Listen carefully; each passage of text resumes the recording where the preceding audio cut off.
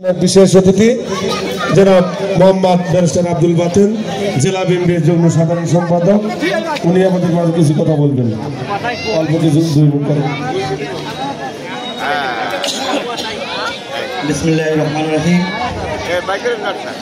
রায়গঞ্জ উপজেলার হাসিল গ্রামে হাসিল বটতলা হাট উদ্বোধন উপলক্ষে আয়োজিত আজকের এই সভার সম্মানিত সভাপতি রায়গঞ্জ উপজেলা বিএনপির সংগ্রামী সাবেক সভাপতি জনাব শামসুল ইসলাম, উপস্থিত রয়েছেন ব্রহ্মগ্যাস ইউনিয়নের প্যানেল চেয়ারম্যান আব্দুর রাজ্জাক ভাই, আমার এপিপি নাসির, স্বেচ্ছাসেবক দলের আহ্বায়ক মোকাদ্দেস হোসেন সোহান, কৃষক দলের সাধারণ সম্পাদক,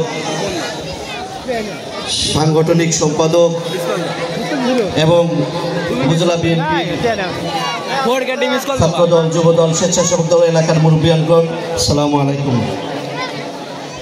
এখানে যারা উপস্থিত রয়েছেন আপনারা জানেন এবং শুনেছেন বাংলাদেশের একমাত্র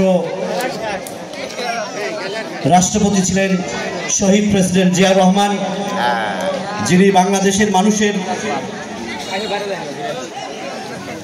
মানুষের আকাঙ্ক্ষাকে বুঝতেন, যিনি বাংলাদেশের মানুষের চাহিদা কি সেটা বুঝতেন। ইতিমধ্যে আপনারা জানতে পেরেছেন যে এখানে একটি হাট ছিল, বিগত ফ্যাসিস্ট আমলে সেটা বন্ধ হয়ে গেছে।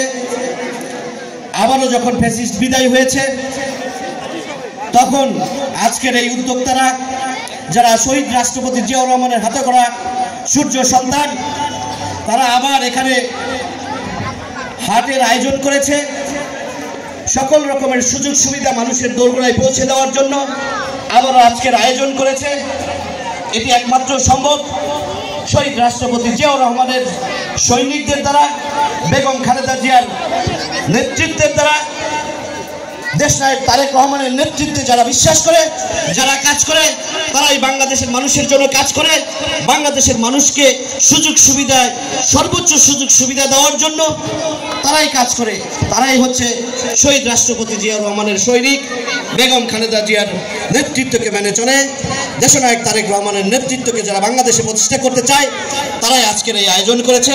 আপনাদেরকে এই আহ্বান জানাবো, আগামী দিনে আরও বাংলাদেশের জনগণের সকল রকমের সুযোগ সুবিধা দোরগোড়ায় পৌঁছে দেওয়ার জন্য সকলে কাজ করবে।